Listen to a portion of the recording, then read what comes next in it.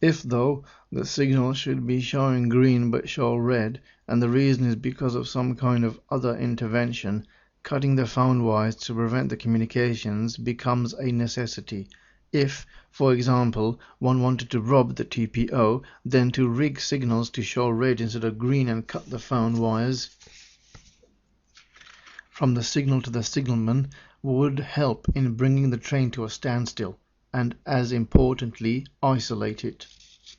So the robbery took place on the night run of 7-8 August 1963 at a section between Sears Crossing Signal Gantry and Bridgegow Bridge, about 2 miles south of Leighton Buzzard and about 38 miles from Euston.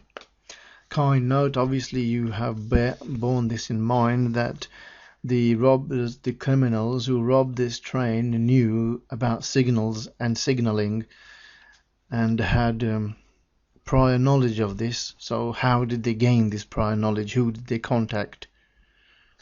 This is a question that needs to be answered. You can't just gain knowledge sitting at home on your own. You got to go out and seek knowledge like this, like they have, about cutting the line, the red signal, the green signal.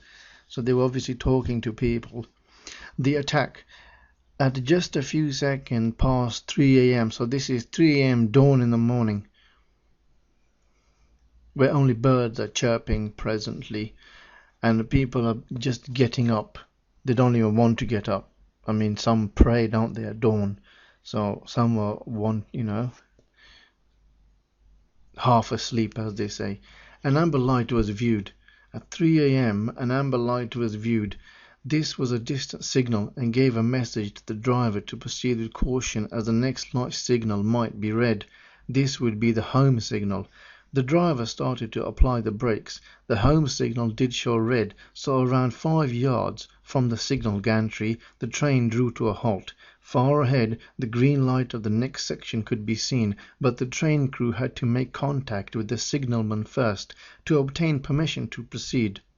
So the door of the locomotive opened and a man descended the steps on the side of the locomotive to walk to the phone at the bottom of the signal gantry. It was at this point, at about 3:03 a.m., that the great train robbery started. The aftermath, when it finished, is another question. One can say there are points in history of the crime where a line can be drawn, all done and dusted, but overall the crime has become something of a legend, and so the word finished might be misplaced. 3 of the robbers were never convicted, neither was their own train driver. Most of the money wasn't recovered, and the legacy of the misery and bad luck seemed to permeate. The question is bound to arise that, with its age and the attention given by writers, filmmakers and the like, what is there to say that is new? And one has to recognize the repackaging. An older product doesn't change it, and sometimes its new appearance is quite obvious and fools no one. But there are parts of the story that haven't ever really been examined. It's widely accepted that the robbery was an epitome of good planning and swift, stealthy execution, but after the thieves left the railway and settled back into their hideout, it remained an epitome, epitome, but of incompetence. It was almost as though 2 sets of people had been involved, and here a novel might fail on plausibility. As the robbers demonstrated their bungling, the police demonstrated their expertise.